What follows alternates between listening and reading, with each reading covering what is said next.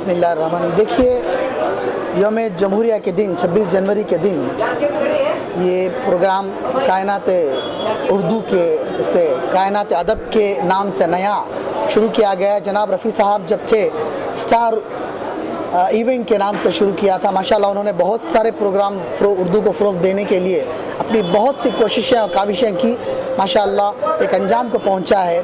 اللہ تعالیٰ ان کو، ان کے مرحوم کو جزائے ان کو مغفرت عطا کرے۔ انہوں نے بہت کوششیں کی، اور یوم جمہوریہ کے موقع پر ایک میرا پیغام سارے ہندوستانی مسلمان بھائیوں کے لیے۔ دراصل آج کے حالات آپ جانتے ہیں، آج کی جب جمہوریت بنی 26 جنوری جو آئین بنے ہیں، آج آئینوں کو بھی خطرہ ہو گیا ہے، اور اس کی وجہ ہے کہ ایک حد تک ہم مسلمان خود ذمہ دار ہیں۔ ہمارا یہ ہے کہ ہم لوگ جو بھی کام کرتے ہیں، آج نوجوان بے شک پڑھ لکھے ہیں، کامیاب ہیں، ایک حد تک تاجر بھی بنے ہیں، لیکن کئی کمیاں رہ گئی ہیں۔ یہ کمیاں ہماری یہ ہیں کہ ہم ہر گھر سے ایک مسلمان کو گورنمنٹ آفیشیل بننا آج کے دور میں لازمی ہو گیا ہے، چاہے کوئی بھی فیلڈ کیوں نہ ہو، چاہے ہاسپٹلس ہو، ملٹری ہو، نیوی ہو، ایئر فورس ہو، آئی اے ایس ہو، آئی پی ایس ہو، یا کوئی میونسپلٹی کی ہو، یا پولیٹیشنس ہو۔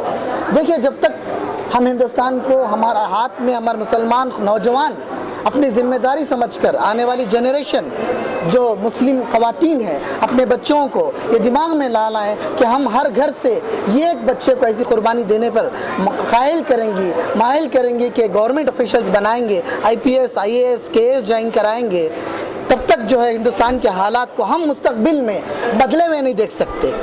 اگر بدلنا ہے تو انشاءاللہ ان چیزوں پہ تھوڑی توجہ کرنا ہے۔ آج اس محفل میں 26 جنوری کے دن یہ پیغام میں سارے ہندوستان کے مسلمانوں کو دینا چاہتا ہوں جمہوریت کے آج کے دن پر، اور خصوص اسی لیے آج یہ پروگرام یہاں پہ رفیع دھارور کا جناب پچھلے سال 11 اگست کو ان کا انتقال ہوا تھا، 15 اگست کو پروگرام بھی طے کر چکے تھے، لیکن بیچارے بہت مخصوص، بہت خلوص کے انسان تھے، اللہ ان کی مغفرت کرے۔ انہوں نے اپنی کوششیں شروع کی تھی، بس ہم نے تو ان کا تھوڑا سا تعاون کر دیا تھا۔ اللہ کرے کہ سلسلہ جاری رہے، آئندہ بھی جو ہے ان چیزوں پہ توجہ رہے۔ بیوروکریٹ سے میں بالکل مخاطب ہوں کہ ہمارے پولیٹیشین سے مخاطب ہوں، اپنے ایریا کے محلے کے کارپوریٹر ہو، یا ایم ایل اے ہو، یا ایم پی ہو، یا کوئی آفیسر کیوں نہ ہو، تو ان کا اپنا ذمہ داری پڑتی ہے کہ جو بھی بچہ اگر اس جیسے آنا چاہتا ہے، ان کو کس طرح سے گراس روٹ لیول پہ کام کرنا ہے، ان کی مدد کو، ان کو تعاون کریں کہ وہ دیکھیں کہ گورنمنٹ آفس تک پہنچ پائے، اس کے قدم جمائے رکھے۔ اس کے لیے تعاون کرنا ہر مسلمان کا فرض ہے، چاہے وہ آپ ہو یا ہم ہو، سب کے ان کی ذمہ داری ہوتی ہے۔ کیا آپ کی طرف سے بھی کچھ پہل فاؤنڈیشن کی جانب؟ دیکھیے، ہماری Ryan education society of India کی طرف سے بہت سارے کوششیں پہلے بھی کر چکی ہیں، انشاءاللہ آئندہ بھی کرتی رہیں گی، اور اس کا بے شک بہت سارے لوگ اس کی شہادت ہیں۔ کوئی شہادت کی بھی ضرورت نہیں ہے کہ میں اگر کل کا دن مر کر جاؤں تو مجھے فخر ہونا چاہیے کہ ایک اچھا مسلمان اللہ کے یہاں میں جب میں جاؤں گا تو مجھے خوشی ہوگی کہ میں اپنے کچھ کام اپنے دیش کے لیے، اپنے مسلمان بھائی کے لیے کر کے مرا ہوں۔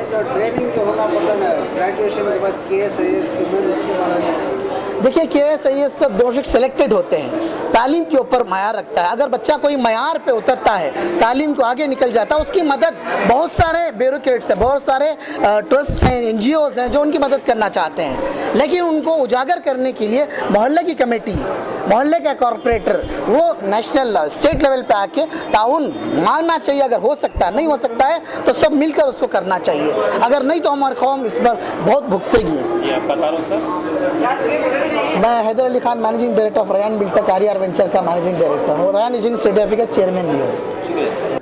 آج کا جو پروگرام ہے، کائنات ادب کے نام سے ایک نیا ادارہ قائم کیے ہیں، جو رفیع دھارواڑکر جو پروگرام کرتے تھے ان کے ساتھ ہم برسوں سے تھے، کیونکہ وہ اردو کی خدمت کرتے تھے۔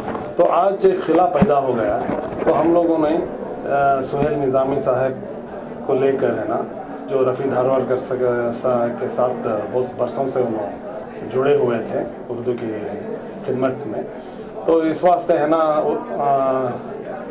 کائنات ادب ایک ادارہ بنا کر اس کمی کو پورا کرنے کی کوشش کر رہے ہیں۔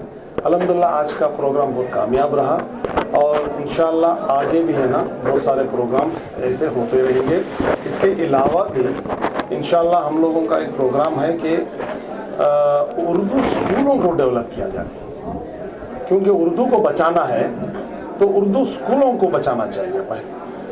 इस वास्ते है ना हमारे पास जगह है, गवर्नमेंट की दी हुई जगह, वफ़ की हुई जगह है, बहुत सारे जो गवर्नमेंट स्कूल्स चल रहे हैं सारे कर्नाटका में 3600 स्कूल्स के ऊपर हैं। तो ये स्कूलों को हम लोग अगर बचा लिए तो एक बहुत बड़ा मसला जो तालीम का है हमारे कौम में, वो एक मसला थोड़ा कम हो जाएगा। सब यहाँ से बोलिए, उर्दू स्कूलों के बाद क्या आपकी कोशिश रहेगी?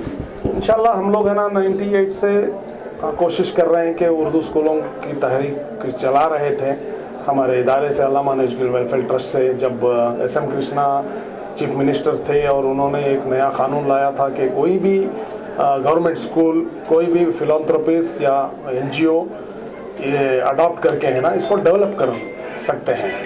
तो उस तहत उसके ऊपर हम लोगों ने है ना बहुत सारा सर्वे करके बहुत सारे स्कूलों को डेवलप किया। एक मिसाल के तौर पर फ्रेजरटाउन की स्कूल जो है HSIS स्कूल, वो बिल्कुल कम बच्चे थे और बंद होने के कगार पे आ चुकी थी वो, लेकिन हम लोगों ने सब मिलकर उसको अडॉप्ट किया, उसको डेवलप किया, HSIS ट्रस्ट बनाए।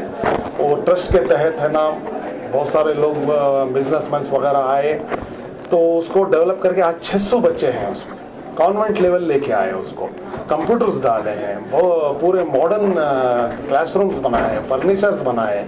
अल्हम्दुलिल्लाह आज वो स्कूल है ना बच गई है और 600 बच्चों के तादाद में है ना चल रही है। तो अभी आपकी क्या कोशिश रहेगी? उर्दू ये तो हो गया जो पुरानी बातें आपने कही, अब इन हालात में, मौजूदा हालात में क्या कोशिश रहेगी आपकी? ये हम लोग है ना हम लोग है ना जो बिल्डर्स हैं, जो फाइनेंशियली साउंड लोग हैं हमारी कौम में, उन लोगों को अपील करना चाहते हैं कि थोड़ा हिस्सा अपना ज़कात का या कोई भी है ना फाइनेंशियल सपोर्ट दे, ताकि जो स्कूल हैं ऑलरेडी आधा एकड़ पौना एकड़ है, शिवाजी नगर में कई स्कूल्स हैं जो है ना अगर हम लोग डेवलप करें कॉन्वेंट लेवल लेके आ सकते हैं उसको, और बच्चे आएंगे अगर उसका इंफ्रास्ट्रक्चर टॉयलेट्स वगैरह से सही करें, एक्स्ट्रा टीचर्स रखें, हम लोग प्राइवेट भी कंप्यूटर्स डालें और मॉडर्न टेक्नोलॉजी लेके आएँ तो बाकायदा से बच्चे आएंगे।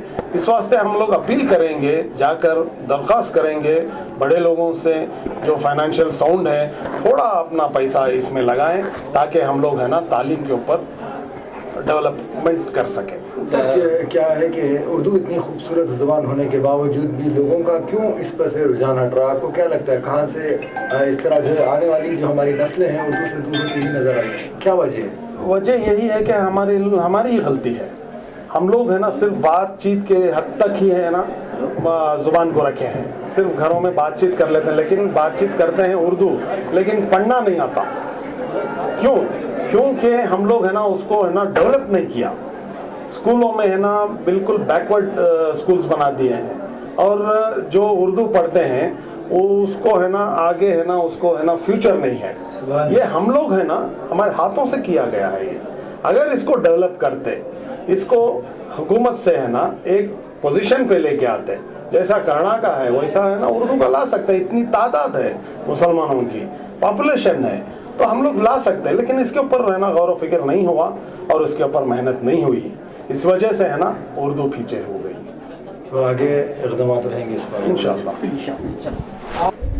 आज के प्रोग्राम में दो उन्वान बहुत मुमताज़ हैं। सबसे पहले हम यौम जमहूरियत के मौके पे पूरे देशवासियों को जमहूरियत के पैगाम के उन्वान पे अमन और सलामती का जज्बा पैदा करने की कोशिश करनी चाहिए, एक बात। दूसरी बात, जब तक देश में जमहूरियत रहेगी देश की बका सालमियत रहेगी, क्योंकि ये जमहूरियत मामूली तौर पे जो है नहीं मिली है।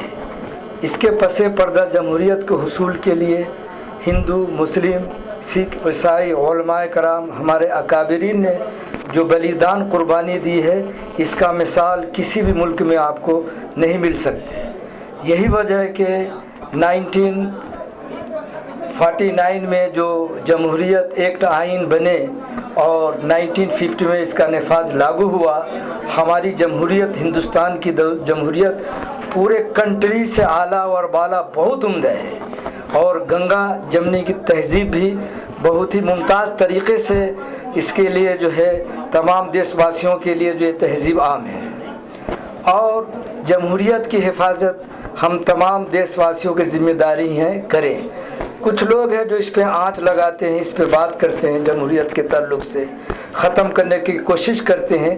ان کو یہ نہیں پتہ ہے کہ اتنا بڑا ملک جب تک جمہوریت کا بقا ہوگا تبھی یہ ملک جو ہے باقی ہوگا، چونکہ سب مل کر جمہوریت کو حاصل کرنے کے لیے کوشش کی ہے۔ دوسری بات اردو چونکہ ہمارے اس دیش کا ممتاز اور بہت عمدہ زبان ہے، اور اردو کا تعلق کسی مذہب اور کسی تہذیب سے نہیں ہے، ہر کوئی اردو بولتے ہیں، اور اردو نے جو قربانی دی ہے یہاں ہندوستان کے اندر، خصوصاً جنگ